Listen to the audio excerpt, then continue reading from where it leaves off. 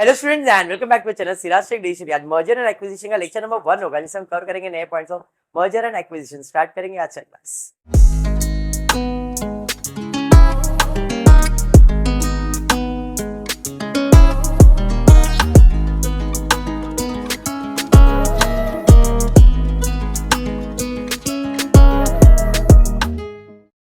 अच्छा, merger and acquisition नाम से पता चल रहा है। अभी पिछले सेम में आपने अमालगमेशन टॉपिक किया था। क्या हो रहा था अमालगमेशन में?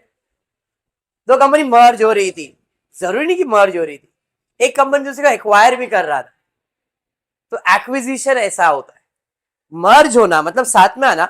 लेकिन यहाँ पे साथ आने का रीजन है, एक तो चालू रहेगा कंपनी, एक कंपनी चालू रहेगा, दूसरे कंपनी को वो टेक ओवर करेगा। मतलब यहाँ पे एक कंपनी होगा एक्वायरिंग कंपनी और एक कंपनी होगा एक्वायर्ड कंपनी। दोनों तो सेम बोले आपने, एक्वायरिंग एक्वायर्ड, एक्वायरिंग एक्वायर्ड। मतलब एक कंपनी जो बिकने वाली है, बंद होने वाली है, और एक कंपनी जो उसे बंद होने वाली कंपनी को टेक ओवर करने वाली है। Acquiring and acquired. समझ में आया क्या? बट ये टॉपिक करने से पहले कुछ फॉर्मेट बता देता हूं, इस फॉर्मेट को फॉलो करो, कैसा भी सम होगा सॉल्व कर सकते। सबसे पहला है इस टॉपिक के अंदर exchange ratio find. What is exchange ratio? मतलब मैंने उस कंपनी को बोला भाई तेरी कंपनी मुझे दे दे, बराबर है। अब वो कंपनी ऐसे थोड़ी देगा, बराबर है। हम कुछ तो डिसाइड करेंगे कि भाई हम तेरी कंपनी को टेक ओवर कर रहे हैं या एक्वायर कर रहे हैं, तो हम इस रेशियो में कर रहे हैं। तेरे एक शेयर है तो मेरी कंपनी के 2 शेयर मिल जाएंगे, तो दे दे तेरा कंपनी। समझ में आया? इसे कहते हैं एक्सचेंज रेशियो। अब एक्सचेंज रेशियो डिपेंड करता है ऑफर प्राइस पे, एक्सचेंज रेशियो डिपेंड करता है ईपीएस पे, एमपीएस पे, प्राइस अर्निंग पे। मतलब क्वेश्चन बोलेगा कि एक्सचेंज रेशियो कैसे निकालना है। क्या एक्सचेंज रेशियो ऑफर प्राइस के बेसिस पे निकालना है? क्या एक्सचेंज रेशियो ईपीएस पे निकालना है? क्या एक्सचेंज रेशियो एमपीएस पे निकालना है? एमपीएस मार्केट प्राइस पर, EPS and PE price earning ratio, बराबर है। और सब में फॉर्मूला एक ही है। The formula is acquired company upon acquiring company. Acquired company upon acquiring company का मतलब, एक्वायरिंग मतलब जो कंपनी लेने वाला है, एक्वायर्ड मतलब जो बंद होने वाला है। एक्वायर्ड जो बंद हो रहा कंपनी, जिसे मैं खरीदने वाला हूं, तो ऊपर खरीदने वाला कंपनी और जिसे जो खरीद रहा है एक्वायरिंग, वो नीचे आ जाता है। समझ में आ रहा है क्या? हाँ जी। तो ये है एक्सचेंज रेशियो का फॉर्मूला, एक्वायर्ड अपॉन एक्वायरिंग। अब एक्वायर्ड कंपनी का offer price upon acquiring company का ऑफर प्राइस, इससे अपने को मिल जाएगा एक्सचेंज रेशियो। एक्सचेंज रेशियो क्यों निकाल रहे? ताकि हम उसके मालिक को बता सके कि आपको इतने के बदले में इतना दे रहे हैं, इतने शेयर्स के बदले में इतना। ये हमारा रेशियो है। इस रेशियो में हम आपको आपके जो भी शेयर्स है या जो भी प्रॉफिट है उसका इतना पैसा दे। क्विट गौरी, हाँ वैलेंटाइन में इन्फॉर्म नहीं की, आज एक्स्ट्रा क्लासेस नहीं रहता बेटा। ए भाई दे दे उसका फोन, दे दे उसको, ये कट नहीं करूंगा मैं वीडियो।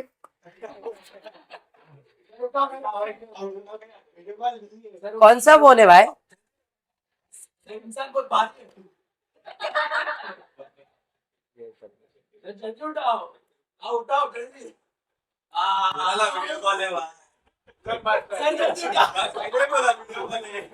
ले ले भाई, ले ले। क्या है? वैलेंटाइन डे, मालूम नहीं कौन क्या कैसा है, किसको क्या स्पेशल कॉल आ जाए, मालूम बड़ा लाइव लेक्चर में कुछ और हो गया। हाँ तो क्यों इतना टेंशन ले रहा है? बैठ जा, चल चल चल। बस दादा ध्यान दे, ए भड़क मत बेटा, कंट्रोल। उसको कभी कुछ आ गया तो एडजस्ट कर लेगा नीचे फोन रख के, तो इधर ध्यान दे। Exchange ratio can be on offer price, can be on EPS, can be on MPS, can be on PA, and the formula will be always the same. तो आपको सम स्टार्ट करना है, it will start from exchange ratio. कुछ भी हो exchange ratio चाहिए ही। उसके बाद स्टेप नंबर 2, पहला एक्सचेंज रेशियो फाइंड करो, फिर ईपीएस फाइंड करो, अर्निंग पर शेयर। और अर्निंग पर शेयर का फॉर्मूला है net profit upon number of shares.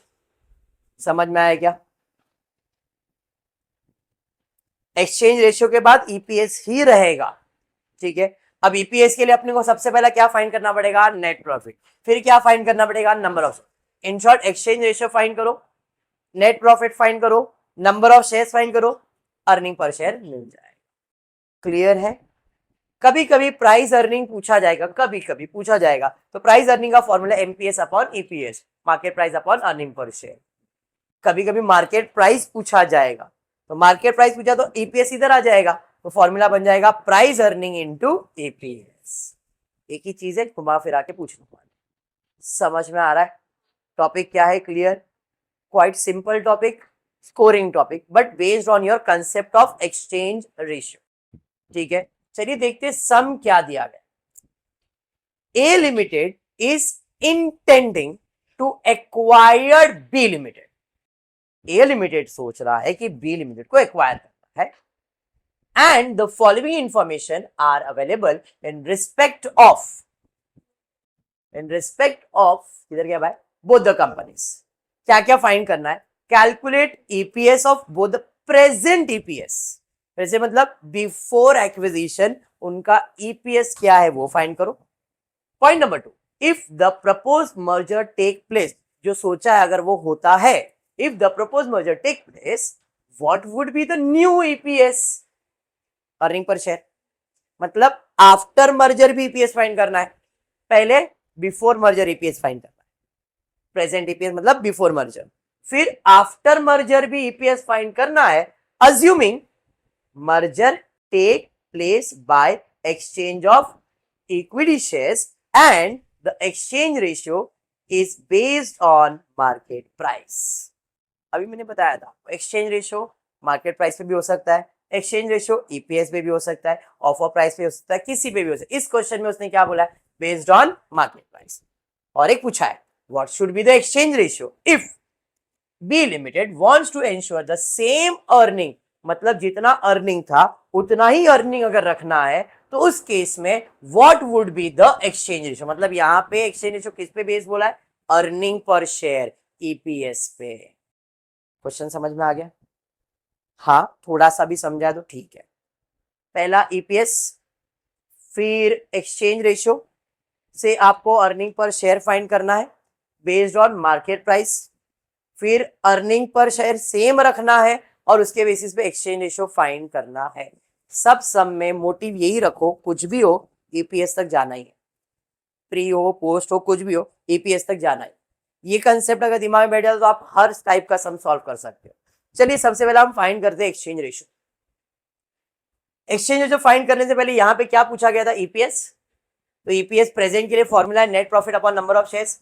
A limited का करंट प्रॉफिट दिया हुआ है, नंबर ऑफ शेयर्स दिया हुआ है, मार्केट प्राइस दिया हुआ है, करंट अर्निंग्स दिया हुआ है, नंबर ऑफ शेयर्स दिया है, मार्केट प्राइस दिया है। मुझे तो ईपीएस पूछा है। ईपीएस का फॉर्मूला है net profit upon number of shares. Net profit कितना, नंबर ऑफ शेयर्स कितना?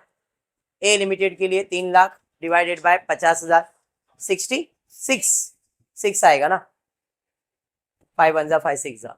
और बी लिमिटेड के लिए क्या आ जाएगा? 1,20,000 डिवाइडेड बाय 30, 4 आ जाएगा, बराबर। तो ये उनका एग्जिस्टिंग ईपीएस है बिफोर मर्जर। अब क्वेश्चन नंबर 1 के बाद क्वेश्चन 2 पे जाएंगे। क्या पूछा गया है? If the propose merger take place, EPS find करना on the basis of current market price. Market price दिया हुआ है।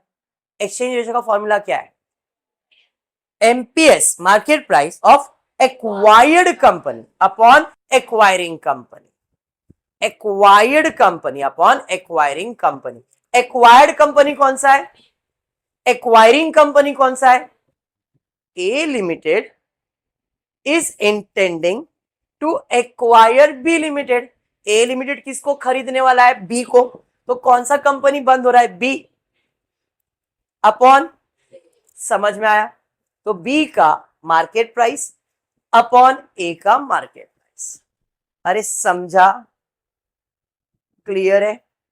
इसका मतलब ये है 2 के बदले में कितने शेयर्स मिलेंगे? ए लिमिटेड कह रहा है अगर 2 शेयर्स है तो हम आपको कितने शेयर्स देंगे? ए। इसी को एक्सचेंज रेशियो कहते हैं। क्लियर आया क्या? और एक्सचेंज रेशियो किसके ऊपर बेस बोला है? शेयर्स के ऊपर। तो नंबर ऑफ शेयर्स, देखो सबसे पहला एक्सचेंज रेशियो फाइंड किया, अब उसे कितना शेयर्स देंगे? Number of shares issue to A limited by B limited will be, अगर 2 शेयर्स है तो कितने शेयर्स मिलेंगे? 1/2 का मतलब क्या है? ए लिमिटेड कह रहा है अगर आपके पास 2 शेयर्स है तो हम बी को कितने शेयर्स देंगे? 1।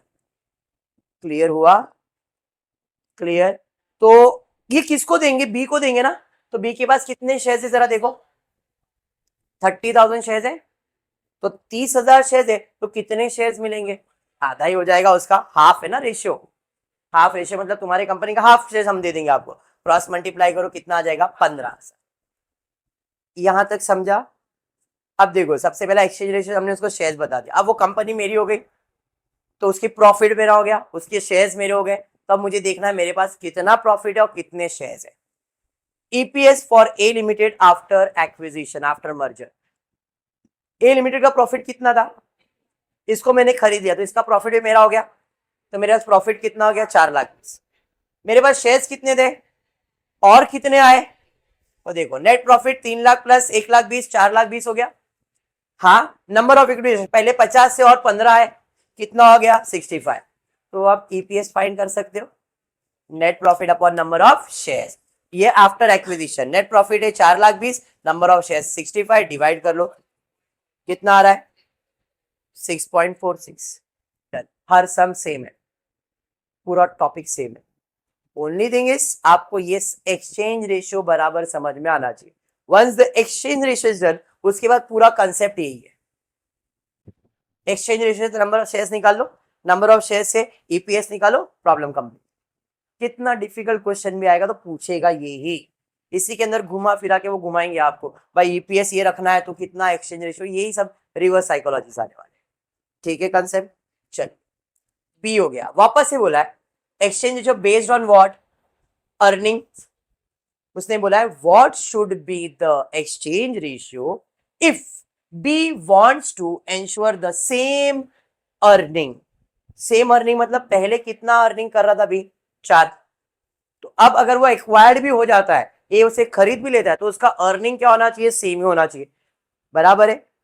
What should be the exchange ratio if B Limited wants to ensure the same earning to the shareholder as before merger took place? मतलब अब हम जो हमारा ईपीएस था इसके बेसिस पे एक्सचेंज रेशियो निकालेंगे, इसी के बेसिस पे नंबर ऑफ शेयर निकालेंगे, इसके बेसिस पे निकालेंगे, और एट द एंड ईपीएस देखोगे तो पहले जितना था उतना ही आना चाहिए। देखो मैं क्या था, exchange ratio based on EPS, EPS of B limited upon EPS of A limited.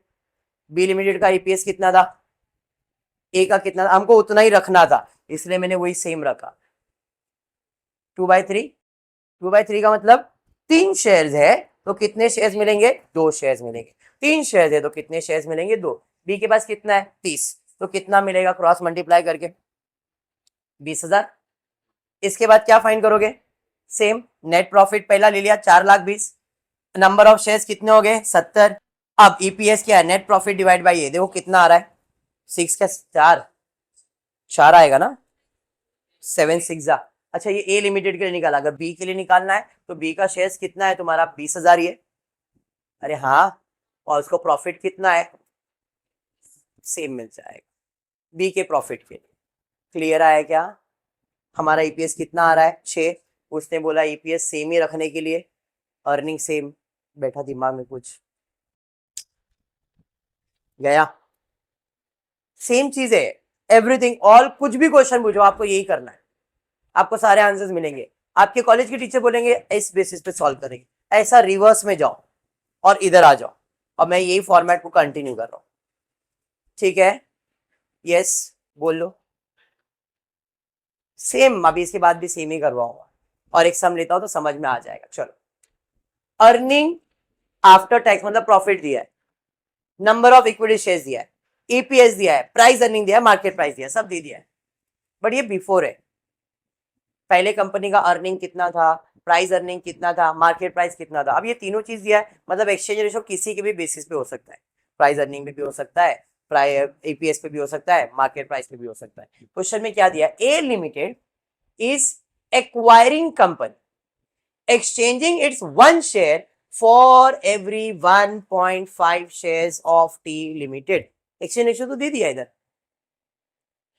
A limited is acquiring company exchanging its one share, एक शेयर एक्सचेंज करा रही है for every 1.5 shares of T limited. T limited के 1.5 shares के बदले मुझे कितने shares मिलने वाले? तो इधर एक्सचेंज रेशियो दिया हुआ है, अगर आप अच्छे से समझो तो। देखते आगे क्या बोला है। Assuming that company A expect to have the same earning and price earning ratio after merger as before, no synergy effect, show the extent of gain acquiring to the shareholders of the two companies as a result of merger. Are they better or worse off than they were before the merger? मतलब खाली ये चीज पूछा है, ये पहले जो लोग कमा रहे थे क्या अभी भी सेम अच्छा है? मर्जर के पहले जो कमा रहे थे वो प्रॉफिट और मर्जर के बाद जो कमाने वाले हैं वो प्रॉफिट में कुछ चेंजेस है क्या? अगर चेंजेस है तो क्या बेटर है या वर्स है? ठीक है, अब यहाँ पे एक्सचेंज रेशियो तो ऑलरेडी दिया गया है, 1:1.5 दिया हुआ है ना। मतलब 1.5 शेयर्स है तो कितने शेयर्स मिलेंगे? बराबर कितने शेयर्स है तो कितने शेयर्स मिलेंगे? क्रॉस मल्टीप्लाई करो, कितना आ रहा है देख लो, 5000 आ रहे। बराबर, एक बार बुक चेक भी करना, सॉल्यूशन मैंने चेक नहीं किया इसके लिए बोल रहा हूँ। यहां तक क्लियर? सॉल्यूशन का मेरे को आइडिया नहीं इसके लिए बोल रहा हूँ, एक बार चेक कर रहे। डन। यहां तक क्या मिल गया? नंबर ऑफ शेयर्स मिल गया। नेट प्रॉफिट निकालूंगा, ईपीएस निकालूंगा। तो नेट प्रॉफिट 1,40,000 और 37,500, 1,77,000 शेयर्स 20 और 5 कितना हो गया? 25,000। ईपीएस आ जाएगा 1,77,500 डिवाइड बाय 25,000 कितना आ रहा है? 7.1। यहां तक क्लियर? हाँ, अब अमाउंट में कैलकुलेशन कर दे। ये तो हुआ एक शेयर होल्डर को कितना मिलेगा? 7.1। तो पहले कितना मिल रहा था, अब कितना मिल रहा है, कंपेयर करने वाले। हमने ये आफ्टर एक्विजिशन एक शेयर होल्डर का अर्निंग्स निकाला है। अगर आप मर्जर करते हो, अगर ये मर्ज हो जाता है तो आपको एक शेयर होल्डर को कितना मिलेगा? 7.1। इस केस में पहले कितना था, पहला वो कैलकुलेशन। ए और टी की बात करूं तो प्राइस अर्निंग क्या था? एमपीएस क्या था? एमपीएस क्या था? 70 और 40। हाँ, 10 इंटू आज में कितना कमा रहा हूं? 7.1। तो न्यू एमपीएस कितना आया? न्यू एमपीएस आया 71। पहले एमपीएस कितना था? ये समझ में आया? 7.1 था। मैंने न्यू एमपीएस निकाला for A limited and same goes for B limited.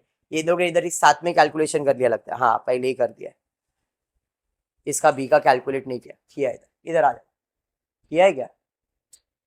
चलो ठीक है, मैं एक्सप्लेन कर देता हूँ, छोड़ो जाना। किया, इधर कर दिया। देखो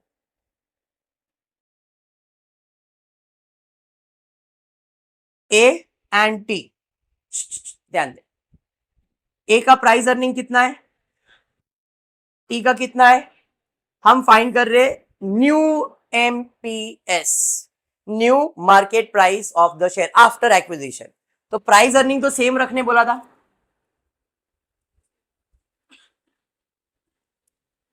आफ्टर मर्जर। तो प्राइस अर्निंग मतलब सेम ही रहेगा। तो प्राइस अर्निंग मालूम है, ईपीएस मालूम है, एक शेयर का कीमत। और वही जगह पे अगर मैं बी की बात करूं तो बी को भी 8 इंटू आज उसको 7.1 ही मिलने वाला है। 8 इंटू 7.1 करो, कितना आ रहा है? 56.8। ये समझा? अब हम देख रहे हैं उसने कितना इन्वेस्टमेंट हुआ है। मेरे पास, मैंने कितने नए शेयर इशू किए इसको? मेरे पास थे 20 और नए शेयर्स कितने इशू किए? 5।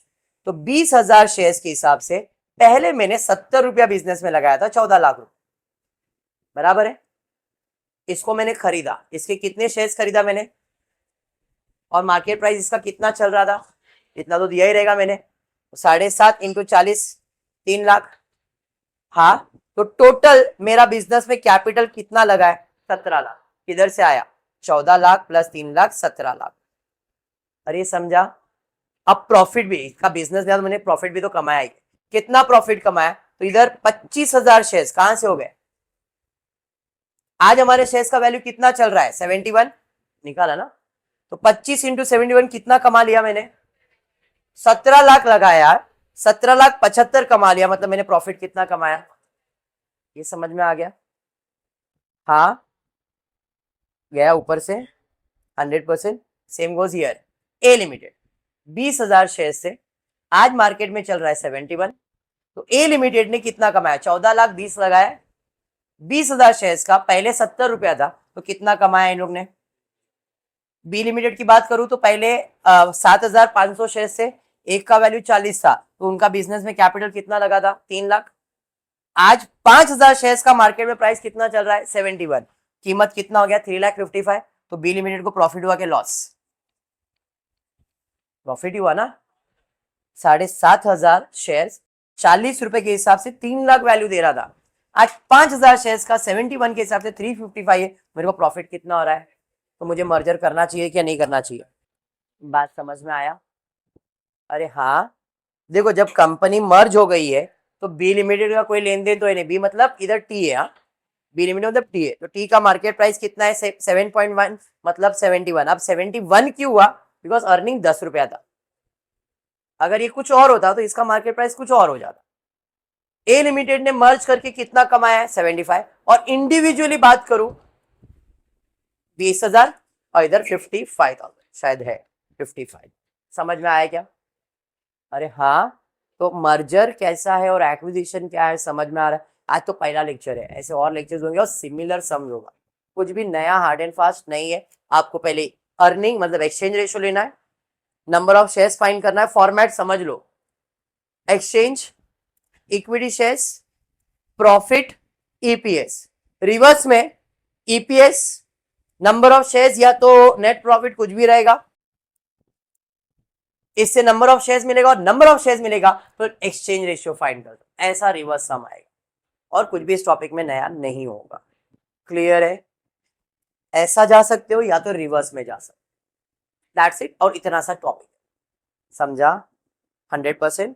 तो आज फिर इतना ही करते हैं। होपफुली वीडियो पसंद आया तो प्लीज वीडियो को लाइक कर देना, फ्रेंड्स ग्रुप में शेयर करना, चैनल को सब्सक्राइब करना। Thank you for watching the video.